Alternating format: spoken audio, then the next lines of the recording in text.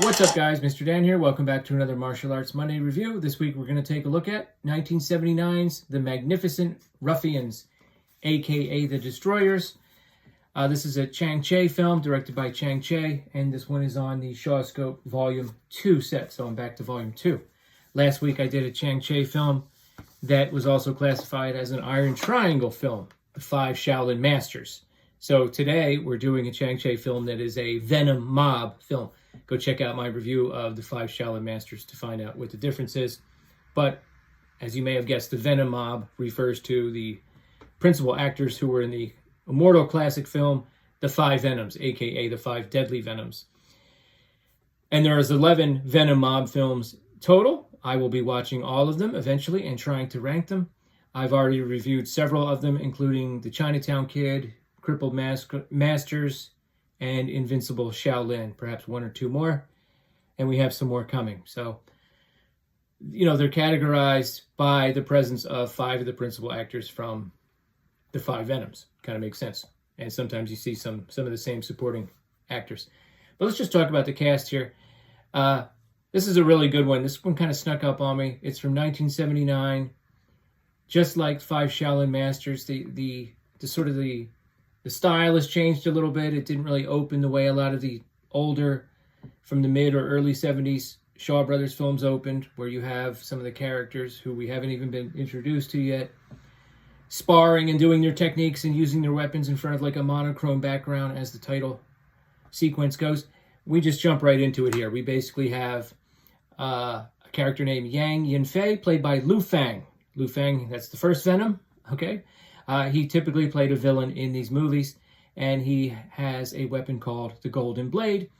He's basically like a spoiled rich kid who's the heir to this security company, okay? And one of the things they touch on in this film, and it's a pretty cool sort of undercurrent of what's going on historically, although as some essays on these Shawscope volumes we'll talk about, they do play with the history quite a bit in these films. But essentially they reference several times that the technology is changing. So these security companies, just like companies in the Old West, stagecoach companies, eventually you get to a point where you realize the days are numbered, okay? So he's kind of fallen on hard times. There's a lot of martial arts masters in the countryside who don't have any use for their services, who are trying to find some use for their skills. So this guy invites a whole bunch of them, 5 brothers and 3 other guys, into his house. And he basically challenges them. He uses the Golden Blade, and he ends up killing the first one, and then it's on, and he basically slaughters them. He's a spoiled, nasty, mean, rich kid. He also has designs on Lo Meng's sister, Lo Meng being Toad from the Five Venoms. Venom number 2, he plays a character named Guan Yuan, who runs a rival security company, and he has a real strong attachment to his sister and his mother. Lu Fang's character has a crush on the sister, so he wants to absorb that company and get with the sister. Well, he's actually rebuffed, and then he's in direct opposition to the Guan Yuan character, so he sort of recruits 4 ruffians, basically, just homeless guys who wander around in tattered clothes, but nevertheless who are quite skilled in martial arts. And he basically recruits them to try to help him get at Guan Yuan. And they are played by Chang Cheh, who is called Twin Blades. Sun Qian, who's known for his magnificent kicks. It'll be easier this way if I just talk about the weapons.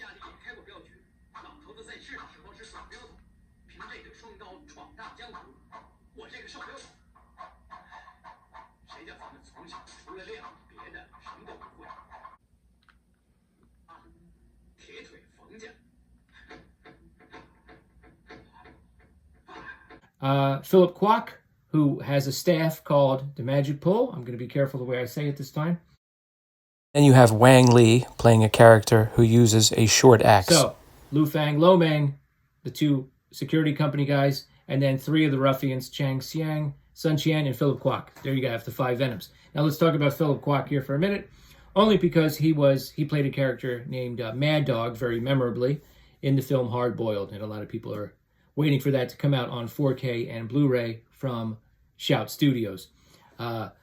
Obviously, he was in the 11 Venom mob movies and a host of other films. And then he transitioned into being in some, John Woo films. There's really a direct connection there since John Woo was so heavily influenced by Chang Cheh. That style of gunplay film, Hard Boiled the Killer was known as the heroic bloodshed films. You could just as easily call Chang Cheh films heroic bloodshed films because there's a lot of masculinity, a lot of heroism, a lot of sacrifice, and a lot of bloodshed. And this film is no exception. So he played this character, Mad Dog, in Hard Boiled. Great character. He also played the general in Tomorrow Never Dies. And then he kind of transitioned more into action and fight choreography a little bit. He was the choreographer for Brotherhood of the Wolf, which I didn't know, which is interesting. But yeah, just a great actor and a great presence in these films. So essentially, these three ruffians, eventually joined by the fourth one, played by Philip Kwok, who they don't know at first. They're so poor, they go into restaurants, even though they can't pay, and then two of them will skedaddle, right? And then the third one will wait there for the waiter to come and ask for the money, and when it becomes apparent that he can't pay the bill, he essentially just assumes the position. He'll turtle up, and the waiters just come and start beating him. And that happens a couple times. Now there's one restaurateur who basically gives them another choice. He says, okay, you don't have to pay, but you got to jump out of this window, second-story window. Well, in a Shaw Brothers film, jumping out of a second-story window is nothing. But he looks down, and there's these poles sticking out of the ground about 8 inches around, but underneath of them are spikes. Having said that, still, not really much of a challenge for any of these guys. So somebody, I think it's the Philip Kwok character, flips and lands on one and then jumps back. Anyway, that restaurateur will show up later in the film in a key moment. It's kind of a cool way that they work him back into the plot. So that's the story of these four ruffians. They're just homeless guys wandering around with their clothes literally in tatters, almost falling off their bodies, and they are taken in or befriended by Lu Fang's character of Yang Yin-fei. And one of the guys has sold his twin blades, so he gets them back for him. Another one of the ruffians says something about, the silverware is nice, so he gives them a set. They do some sparring and stuff like that, and he really kind of gets to know these guys, and he kind of, presents himself as a sympathetic character. Oh, if only I can get with this other security company, but there's this real jerk-off named Guan Yan, Lo Meng's character, but he won't merge with me and everything. So he had tried to do that one more time, have a direct confrontation with Lo Meng's character, and it just didn't work. So that door is closed. He's not going to get with the sister. The two companies are not going to merge. So that's why he starts using some subterfuge. He basically recruits these guys to help him go after Lo Meng's character. But this guy is such an engaging, free-spirited guy who is their equal match in martial arts that they start to like him. After a few confrontations, they really start to like him. And he's a rough guy, but he's kind of a decent guy. He loves his mom and his sister, So our chief villain and his little sidekick, who in these movies is often like a sniveling older guy who's played for comedy relief. In this case, it's not so much. He's just a lackey to the bad guy. He does something really clever, and it kind of shocked me when it happened. He basically takes one of the weapons from our ruffians and switches it with another one.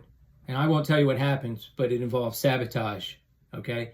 And they do mention several times how the technology is changing. Their lifestyle is changing. They say something about, we're now in the era of cannons and gunpowder, so that'll give you a little clue about what happens. But when it happened, it shocked me. I was like, what? Did not expect it. So somebody dies, and now it's just on. Now our ruffians realize, hey, we got a villain here. This guy is a real bad guy. And they basically practice their skills. We see a really cool montage where you'll see like one of the guys in the foreground, and then in the background, he's practicing his skills. So they kind of do what they used to do in the beginning of these films, but just in the course of the plot. And it's really kind of clever. And what can I say? It's a Chang Cheh film. Are people going to get impaled with things? Yes. Are people going to fight with things sticking out of their bodies and blood everywhere? Yep, for sure. Is the climax going to really be a good, strong one with great martial arts? Yep, for sure. And that's essentially the plot. I mean, it's just a very solid Venom mob film, and I would definitely recommend checking it out. Great characters in this, and pretty much a straightforward plot with a couple little surprises here or there. You know, there's no old master that teaches them, but at a key point, somebody from the community comes forth with some key information about the bad guy, because he's now become just a hated guy in the town, in the village, okay? And it has all the hallmarks of a Chang Cheh film, you know, just lots of masculinity on full display and bloodshed. So, highly recommend it. Have you heard of Magnificent Ruffians? What are your thoughts? Let me know in the comments below, and come back again next week for another Martial Arts Monday. Thanks.